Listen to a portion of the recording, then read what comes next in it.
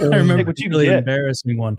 When I was like 16, 17, I was at my buddy Caleb's house, and he had an older brother who was like 22, 23 at the time, and he had bought a ton of alcohol, and Caleb's parents were out of town. And so we invited a ton of people. We were having a big party. But before anyone came over, Caleb's older brother was like, I'm just getting you guys a bunch of beer and stuff. But in this closet, which was kind of to the side of their basement near his room, he's had a bottle of rum. And he's like, you guys can take pulls from this if you want throughout the night, which he shouldn't have said. I was probably 16, 17. I was probably 17. And it was 151. And Bacardi 151 rum, very strong. And so I was going in there taking pulls from that. And at that time, my only concept of hard alcohol was like vodka I'd had. And so I didn't really differentiate the difference between that. Not as if I was experienced either way, but I was taking too big of pulls of that. I was getting fucked up. And I was also coming back out and playing drinking games and drinking beer. And in my head, I was like, yeah, you're totally fine. You're totally fine. But I wasn't. And all of the sudden, I feel like I have to vomit. And we're in the basement of a ranch style house. And he had those stairs that were covered in carpet, but there were gaps between the stairs.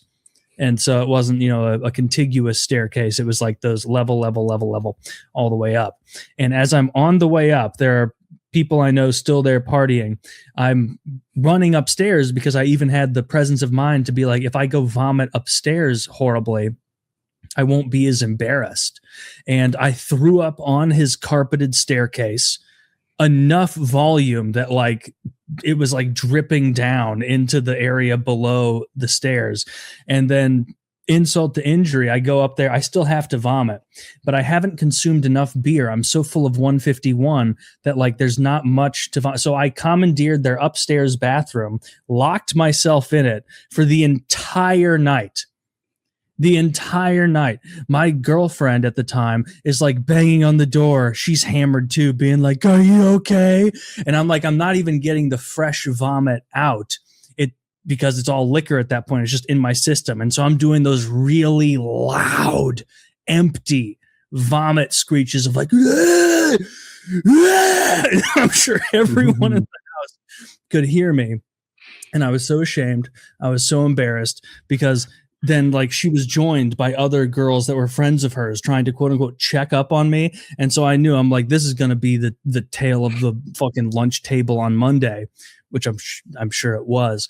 And I passed out next to his toilet. From probably 10 p.m. until 6 a.m. the next day, I slept and commandeered that whole bathroom. They only had 2 bathrooms. And so I took the whole thing up, and then I got up at 6 a.m. because I wanted to sleep more because I was so hungover and feeling woozy and whatnot still. I got up, I went and laid down in his guest room, which was pristine. No one had slept in it that night. Everyone was gone. I lay in there for a couple hours. I get up, and I must have been fucking covered in vomit because all of those sheets and everything have the red whose bed? It was their guest room. It was their maid guest room. That was really, really embarrassing because not only did I stain all the carpet on their stairs, which they managed to get out. Next time I went over there, it was almost like a fixer had shown up where I was like, this is crazy. Who handled this? But that was rough. I got plastered at a prom party, and they had a slushie machine, like a big one. It was kind of it's constantly stirring the slush in there, and they had the blue side and the red side, and somebody had dumped multiple bottles of vodka into them, so they were super strong. And I was just drinking so much of that. And I got completely plastered. And I just remember I'm in the bathroom vomiting just constantly. The girl I was with, super pissed at me.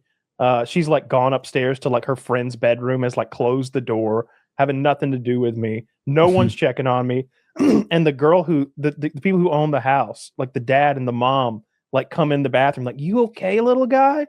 Oh, Lord, let me get you. They give me some saltines and ginger ale. It was the best thing.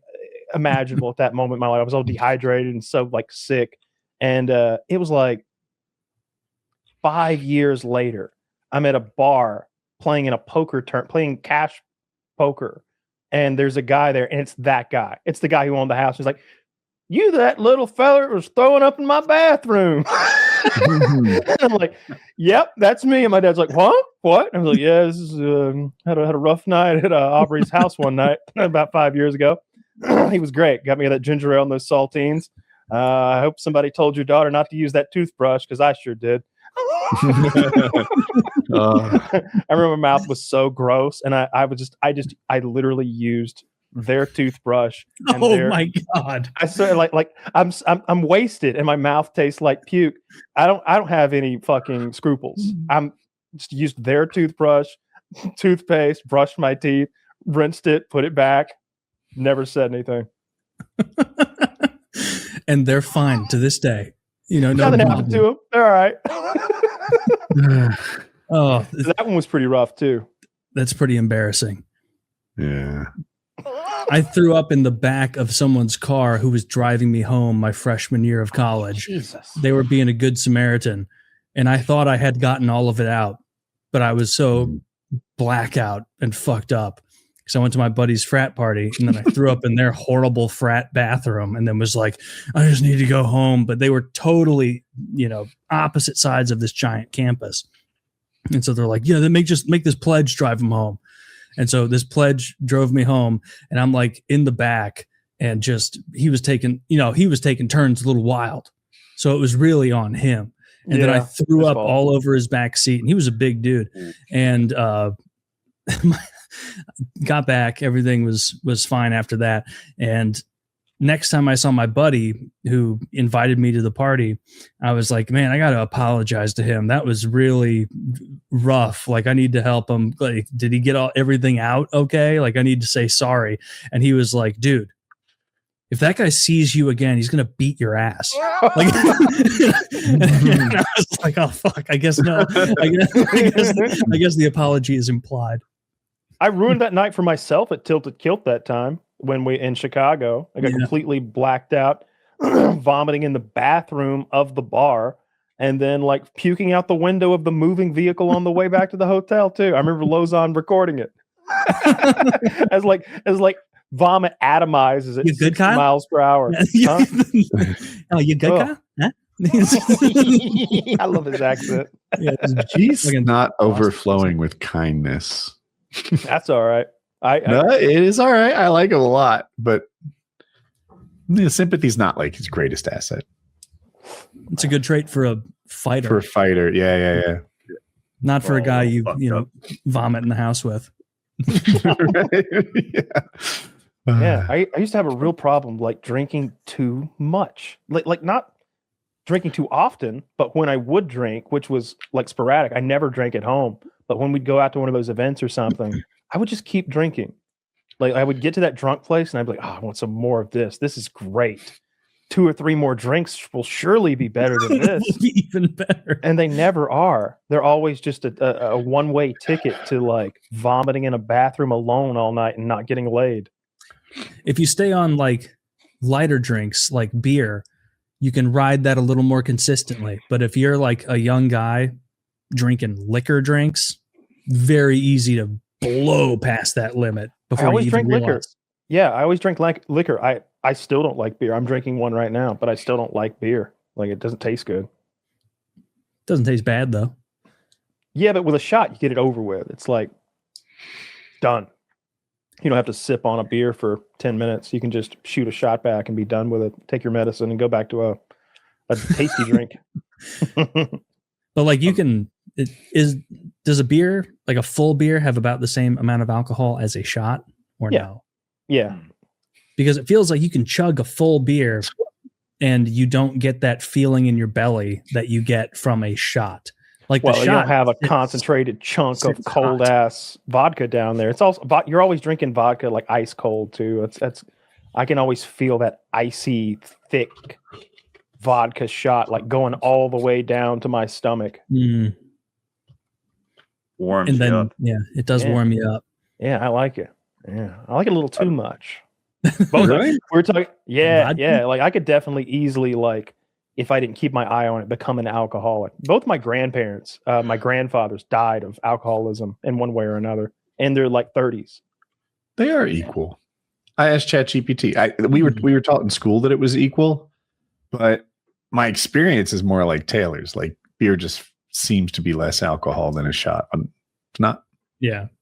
Well, it takes longer to drink, so Maybe that's it. Yeah, you're not getting that. And like Kyle hammer. said, it hits faster and harder, when it's one shot.